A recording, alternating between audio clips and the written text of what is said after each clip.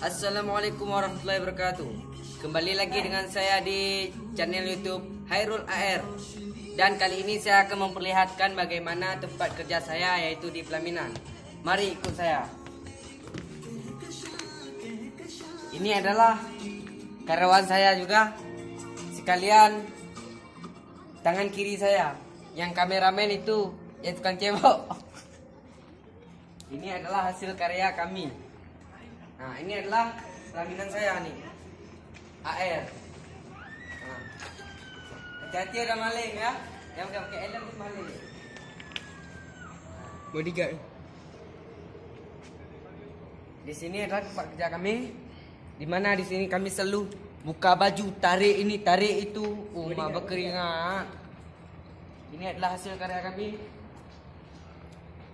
Jangan lupa di subscribe, like, komen, dan share ya. Nah, bisa dilihat, ini adalah motif khas Aceh. Yang pengen cepat-cepat nikah, jangan lupa pakai pelaminan saya. Nah, saya biasa kalau pelaminan, kalau mau naik lewat sini dia, nggak ada tangga soalnya.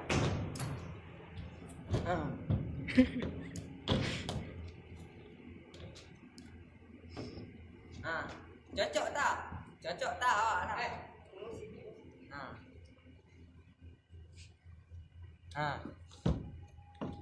Ini adalah hasil karya-karya kami semua nih.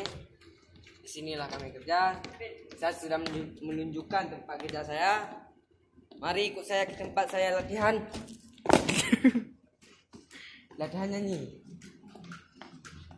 Ini adalah bencong penayung. Pernah lihat bencong penayung nih? Nah, di sini kami mencurahkan isi hati kami. Nah.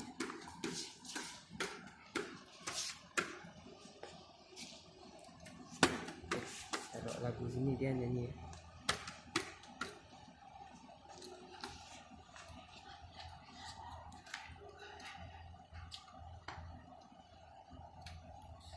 Ngecek.